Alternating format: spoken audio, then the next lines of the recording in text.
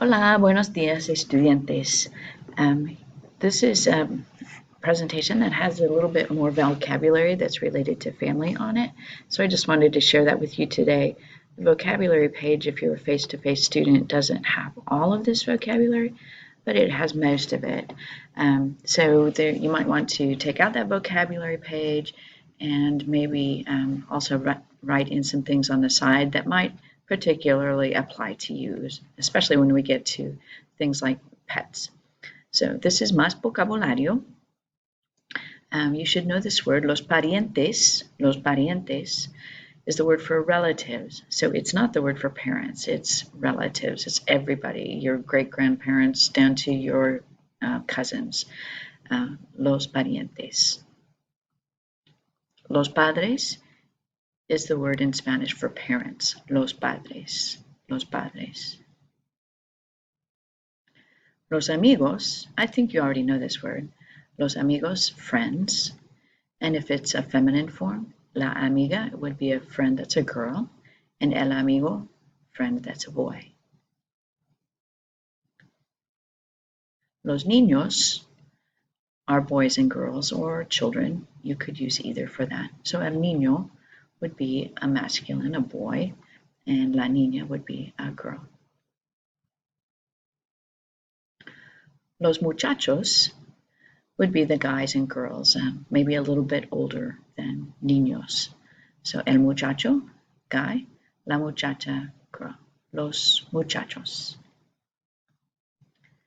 Los novios, those are the words for boyfriend and girlfriend. If it's la novia, it would be girlfriend. If it's el novio, it would be boyfriend. And in a lot of places, los novios is also the word for fiance. So when you're engaged to be married, it could be used for either. Las mascotas.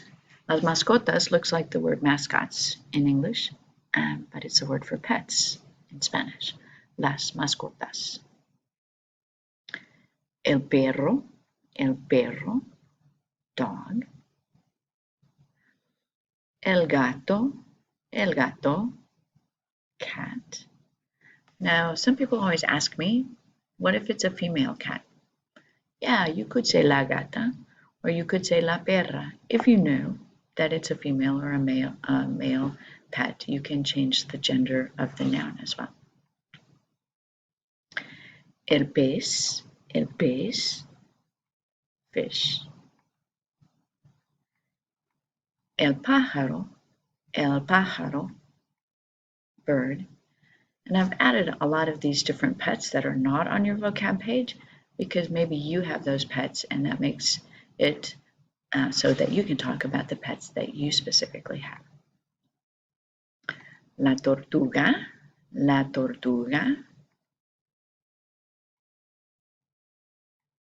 el conejo,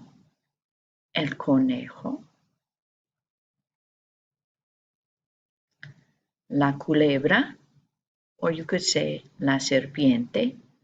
Both words mean snake.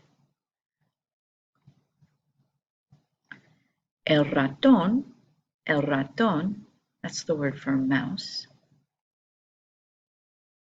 El caballo.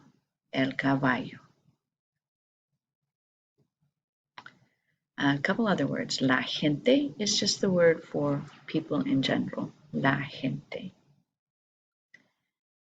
And las personas is just the word for people or persons. So if you need any more time to write this down, just go back through the screencast and pause as you go and write down these words and use this to practice your vocabulary with as far as pronunciation as well.